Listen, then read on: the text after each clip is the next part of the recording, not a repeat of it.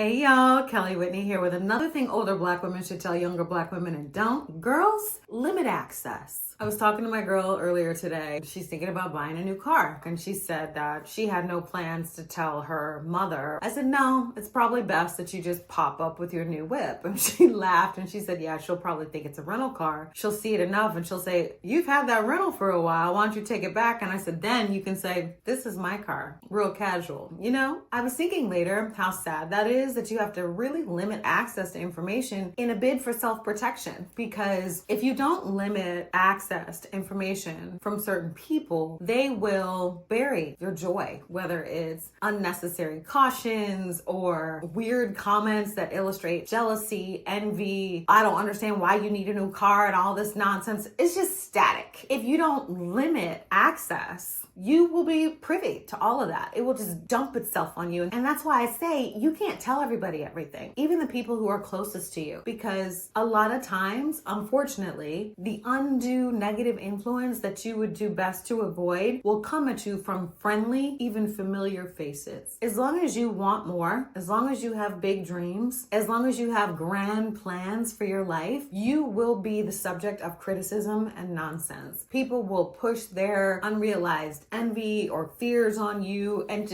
it's just static. But if you limit access by not telling people what your plans are, what your dreams are, you can avoid a lot of that. It's sad, but it is what it is. And by being protective of yourself, you increase the likelihood that you can pursue your dreams and plans to their logical fruition and get what it is that you want. Whereas if you don't limit access and you share, because it is normal to want to tell your friends and family different things about your life and what you hope and all that good stuff, if you do share and they do share in return what they think about what you're planning, dreaming, etc., you will find yourself in a state that you didn't want to be in. They'll bring up doubts, false concerns, or real concerns that come from fear or lack of knowledge or just a general desire to stay where they are. And I think a lot of times older Black women don't talk to younger Black women about the need to limit access because we have not done so. We are talkers. A lot of times we have not been listened to. And so we're eager to share and to discuss and ask for opinions, but that's a mistake. People aren't always going to listen the right way. They're going to listen to the depth of where they are or to the limits of their capability. They're not always going to encourage. They're not always going to empower. They're not always going to educate. If you limit access, you limit noise, and you can give some gas to your dreams. And that's more important than sharing in many cases. And that ends my TED Talk for today.